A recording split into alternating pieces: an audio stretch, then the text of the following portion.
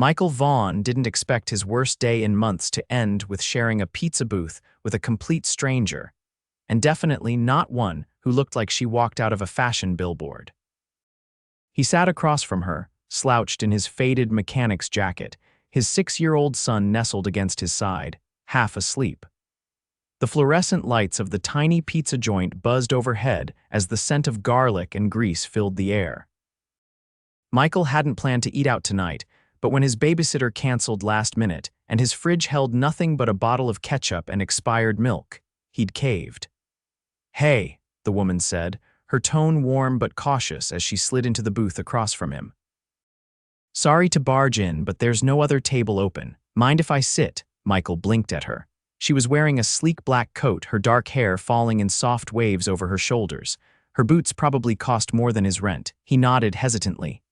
"Yeah, sure, go ahead." His son stirred.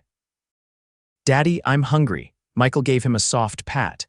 "I know, buddy, it's coming." The woman glanced at the boy, her expression softening. "Hi there, what's your name?" "Nico," he mumbled, rubbing his eyes. She smiled.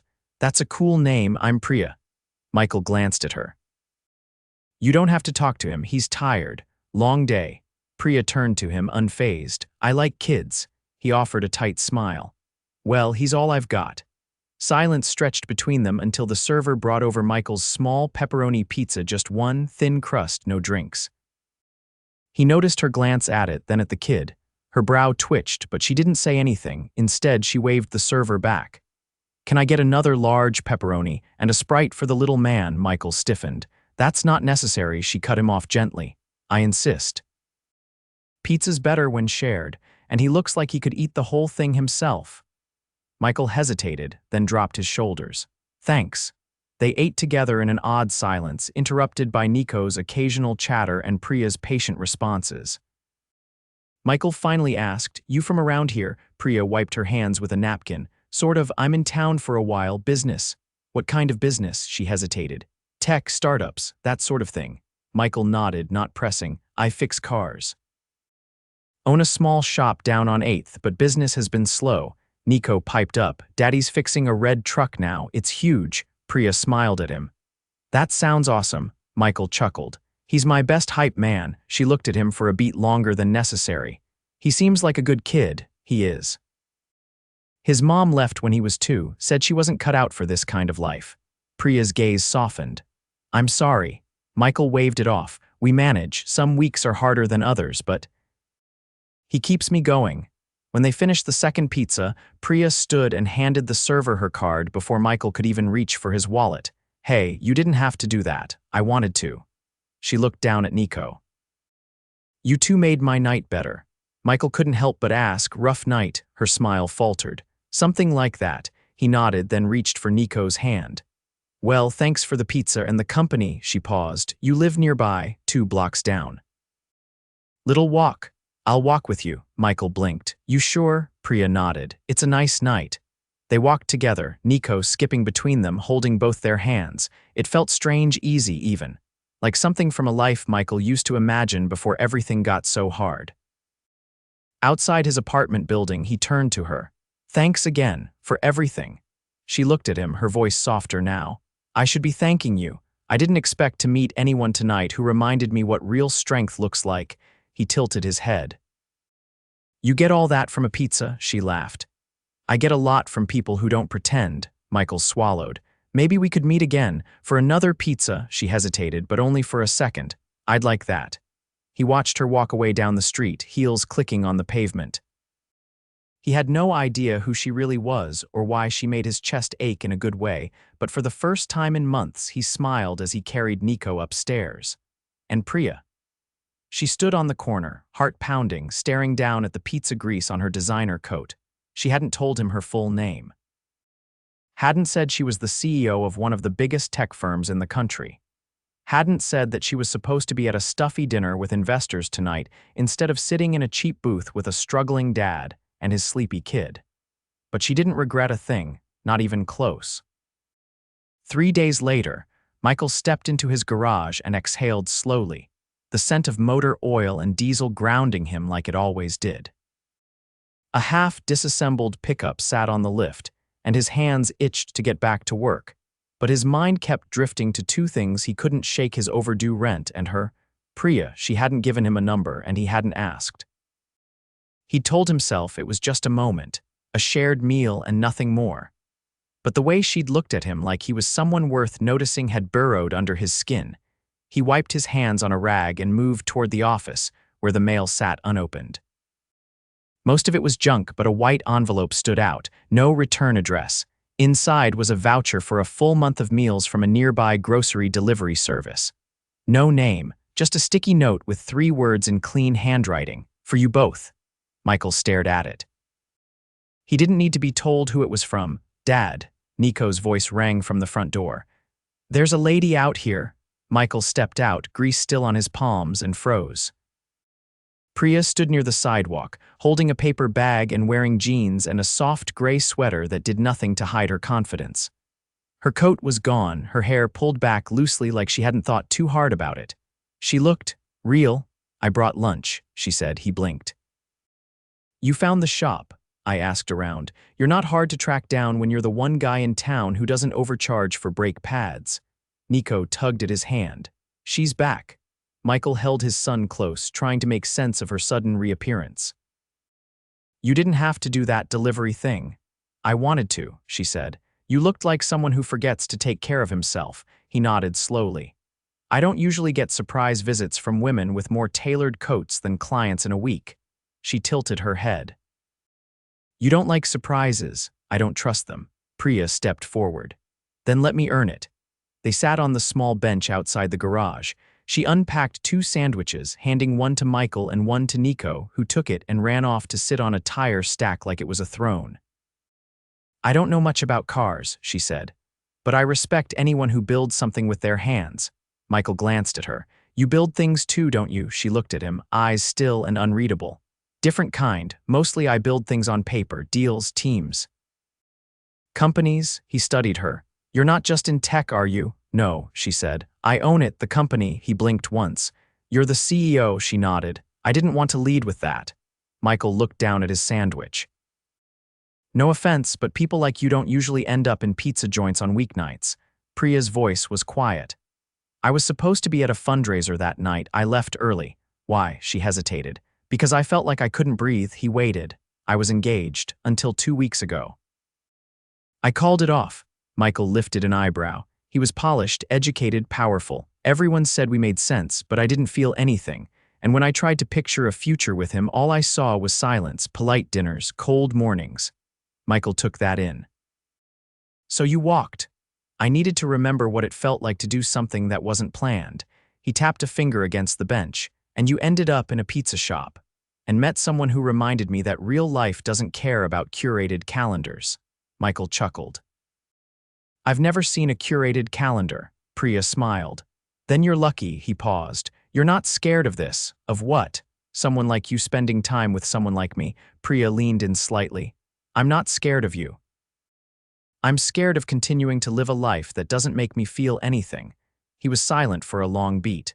"I've had people walk away before. I don't have the luxury of showing Nico people who won't stay. I'm not here to play games." He looked her in the eye. "Then what are you here for?" "I don't know yet," she admitted. "But when I left that night, I couldn't stop thinking about you or him. I wanted to come back, so I did." Nico wandered over, crumbs on his shirt. "Can she come to the park with us, Daddy?" Priya looked at Michael, waiting. He rose, brushing the crumbs off Nico's shoulder. "You up for slides and swing sets?" "I'm wearing sneakers," she said. At the park, Nico ran ahead, chasing birds and waving at kids. Michael leaned against the fence, watching him, his arms crossed. "You really called off your engagement just like that?" Priya looked out toward the playground. "I didn't love him, not the way you're supposed to." "And how are you supposed to?" She met his eyes. "Like it's terrifying and freeing. And like you'd give up everything just to hear them laugh." Michael's throat tightened. "That's dangerous." "Maybe, but so is living without it." Nico climbed to the top of the slide and shouted, "Look at me." Both of them looked. Michael said, "He's everything." "I see that," Priya said. He glanced at her. "You're not what I expected." She smiled softly. "Neither are you." They didn't say much after that, and they didn't need to.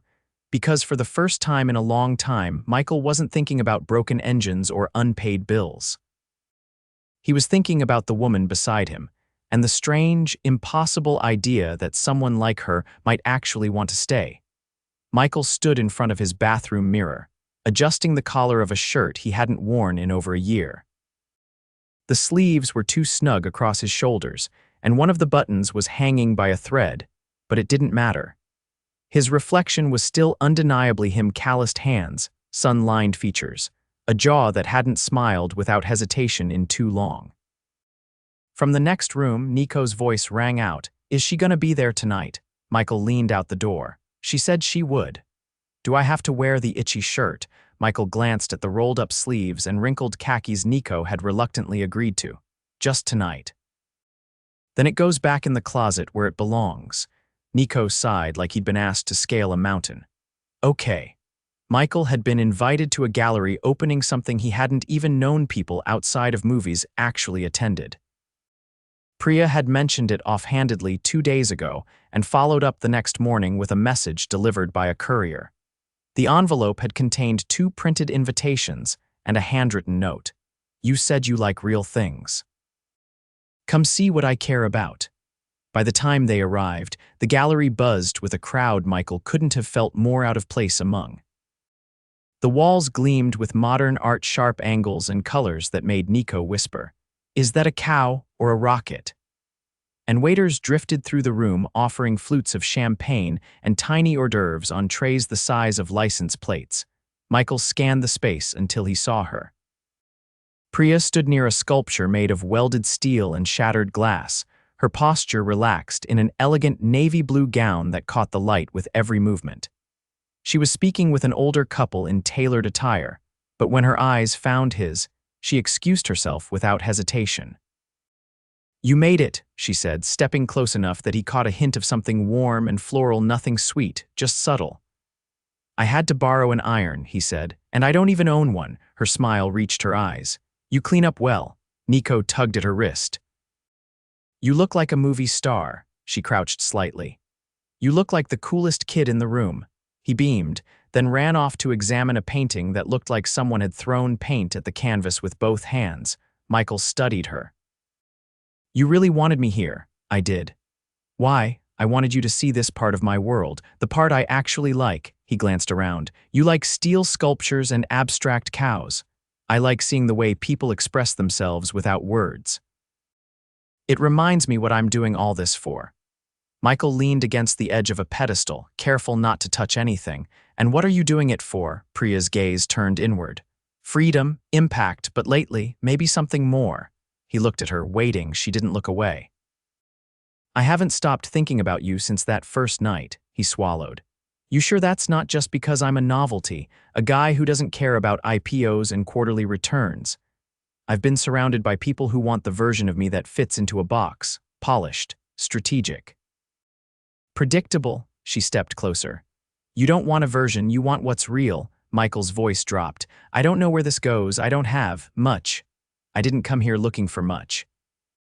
I came here looking for something that didn't feel empty." A woman with silver hair and sharp eyes approached, interrupting them.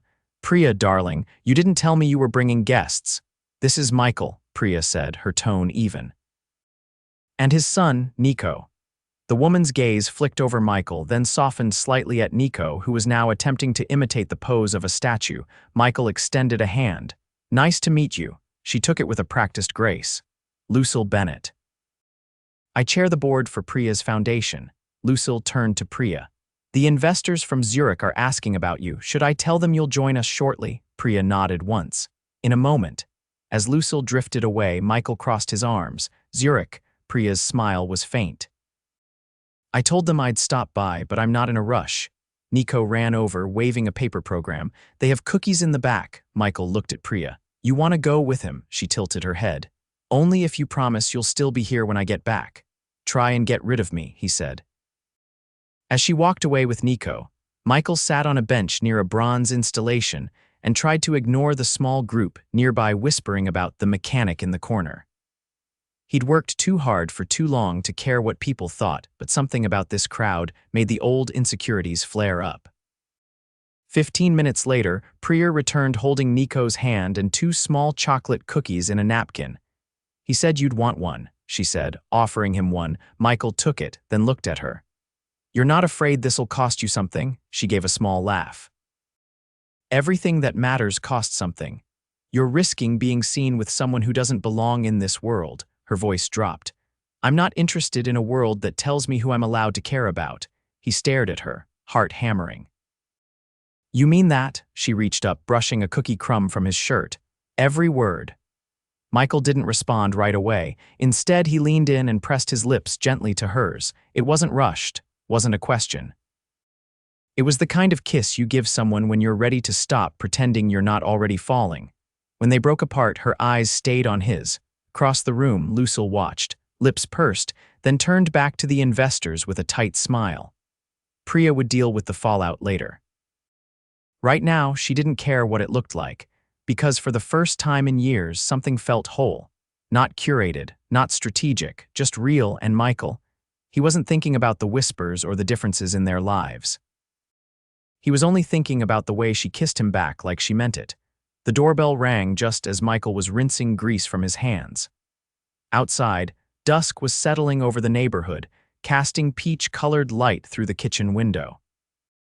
Nico sat at the table, busily drawing superheroes in his notebook, humming to himself. Michael dried his hands on a dish towel and opened the door.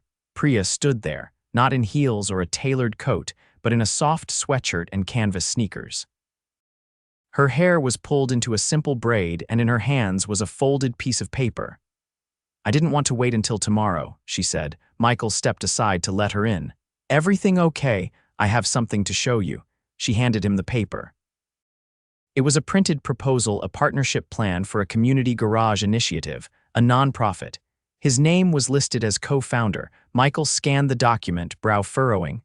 "What is this?" "I've been thinking about what I'm doing with my time," she said, "and what you're doing with yours.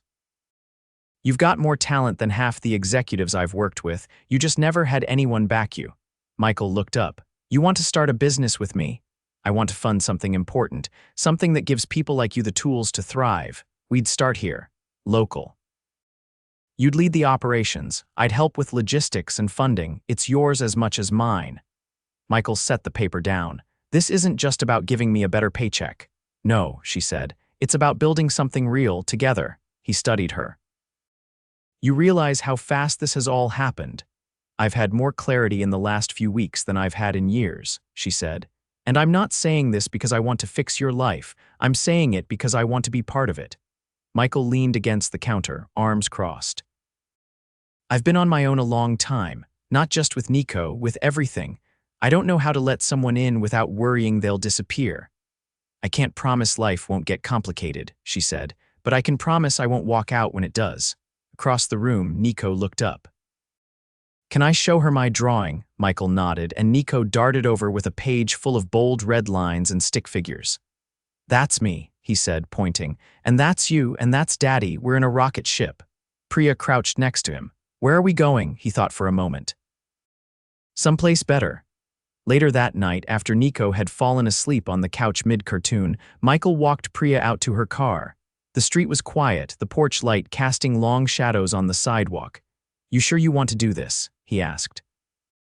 "Start something with me. I'm already in it," she said. "I just haven't signed the paperwork yet," he exhaled. "I've been through enough to know most people don't stick around once things get messy." Priya stepped closer. "Then let me be the first who does." He looked down at her, his voice low. "I don't know how to give you the kind of life you're used to." She placed her palms gently against his chest. "You already are." The kiss that followed wasn't tentative or searching. It was solid, certain, the kind of kiss that answered every question he'd been too afraid to ask. The next morning, Michael stood in the middle of his garage, holding a set of blueprints Priya had dropped off at sunrise. She'd found a developer willing to lease a larger space just outside town, a property with enough room for a full-service garage, a classroom, and a daycare attached. By the end of the week, she'd already put down the deposit. A month later, the first round of interviews began, not just for mechanics, but for apprentices. Teenagers who dropped out of school, veterans looking to re-enter the workforce, single parents with skills but no degree. At the ribbon-cutting ceremony, Nico stood proudly beside his dad, holding oversized scissors with both hands. Priya stood on Michael's other side, not in the spotlight but beaming as the cameras flashed. A reporter asked Michael what made him believe this project would work. He looked at Priya. "Because the person standing next to me did." That night, with the garage officially open and the first cars already lined up for service, they sat on folding chairs in the quiet lobby, eating leftover cake while Nico dozed nearby on a beanbag. Michael turned to Priya. "This thing we built, it's real, isn't it?" She nodded. "Every inch of it." He reached for her hand. "I don't think I even knew how lonely I was until you showed up." Priya leaned her head on his shoulder. "Same," he chuckled. "You." "Lonely? I was surrounded by people who wanted what I could give, not who I was. And now I have grease on my sleeves, a kid who thinks I'm a rocket pilot, and a partner who makes me forget why I ever settled for anything less." Michael looked down at her, voice rough. "Stay." "Not just tonight, I mean for good." She didn't hesitate. "I already did." They sat in silence, the hum of the building around them, the warmth of something earned settling between them, no fanfare, no speeches. Just a quiet promise, forged in the middle of a life. They were building together, one bolt and heartbeat at a time. The wind carried the scent of cut grass and oil as the sun dipped behind the hills. Michael stood at the edge of the new garage's outdoor lot, watching as the last of the day's customers drove away. The place was buzzing more than he thought possible. Priya's vision had turned a struggling mechanic's dream into a humming hub of second chances, and every day it grew. Inside, the evening workshop was in full swing. Former dropouts now worked side by side with seasoned techs, learning not just how to fix engines, but how to trust themselves again. A teenage girl with purple braids was replacing brake pads under the guidance of one of Michael's longtime crew. In the back, a single dad balanced a socket wrench in one hand and his toddler on his hip while waiting for his turn in the training bay. It was messy, loud, alive. Priya joined him at the edge of the lot, carrying 2 coffees with steam curling from the lids. She wore a soft flannel over a tank top, her hair in a loose knot at her nape. She handed him one of the cups and leaned against the wooden railing beside him. "I just got off a call with the city board," she said, glancing toward the flickering shop lights. "They want us to present the apprenticeship model at the state conference." Michael took a sip. "You think they're finally realizing this isn't just charity? I think they're realizing it works." He nodded slowly, then looked over at her. "You ever miss it?" "Miss what?" "The life before." "The boardrooms, the private jets, the cold champagne." She tilted her head, considering. "I kept one thing." "What?" She reached into her coat pocket and pulled out a slim card. "My jet membership. I haven't used it, but I couldn't quite let go." "Maybe someday we'll take Nico somewhere completely ridiculous, just for the fun of it." Michael chuckled. He'd lose his mind on a jet. He already thinks the water fountain in the lobby is magic. They stood in silence for a moment, drinking in the quiet. Then Michael said, "I want to ask you something." Priya turned to him fully. "Anything. When you walked into that pizza joint, what were you hoping to find?" "I wasn't hoping for anything," she said. "I was running from something, but I found you." He let that sit for a beat. "I've been thinking about what you said, about building something real." Priya lowered her cup. "Michael, I've built engines, rebuilt entire trucks from the ground up, but the thing I'm proudest of." He reached into his back pocket and pulled out a small velvet box. "It's what we've built here. And I don't want to keep building it as 2 separate people." Her breath caught. He opened the box. Inside was a simple gold band, unpolished but warm. "I can't offer you yachts or art galas, but I can promise you this every day. Every broken part, every morning with the coffee too strong and Nico jumping on our bed, I want all of it, with you." Priya didn't hesitate. She nodded, eyes shining. "Yes." He slipped the ring on her finger, his hands rough but steady. She leaned in and kissed him, slow and certain, as the garage's lights flickered behind them. That weekend, they held the wedding at the property behind the garage. Nothing extravagant, just rows of folding chairs, a long table of food made by the apprentices' families, and a makeshift altar under the old oak tree. Nico walked Priya down the aisle, tugging proudly at his suspenders. They exchanged vows handwritten on notebook paper, with grease smudges on the corners and hearts scribbled in the margins. Lucille Bennett sat in the front row, her designer heels sinking into the grass. She didn't look entirely pleased, but when Priya caught her eye, she offered a slow, reluctant clap when it was all over. Later, as the sun set, the apprentices danced barefoot with their kids, and someone pulled out a speaker and started playing old rock ballads that drifted through the trees. Michael held Priya in his arms under the canopy of string lights, her head nestled against his shoulder. "You didn't tell me you could dance," she murmured. "I can't," he said, "but I'm good at holding on." She laughed softly. "I'll take it." Life rolled forward in quiet, beautiful ways. The garage expanded within the year, adding new bays and a community kitchen where employees cooked for each other between shifts. One of the apprentices went on to open her own auto shop across town, naming it Second Gear after the place that gave her a start. Nico thrived. He started designing his own toy cars, convinced he would be a design engineer/hero when he grew up. He called Priya Mom for the first time on a Tuesday morning while packing his lunch, and she had to step out of the kitchen to cry so he wouldn't see. Michael and Priya built a home just behind the garage, a wide porch and a hammock slung between two trees. At night they sat together, watching the stars, their hands always touching, their laughter spilling into the dark like music. Years passed, but the love never dulled. They didn't need the world to understand how a billionaire and a mechanic made it work. They just needed each other, and they had that. Always.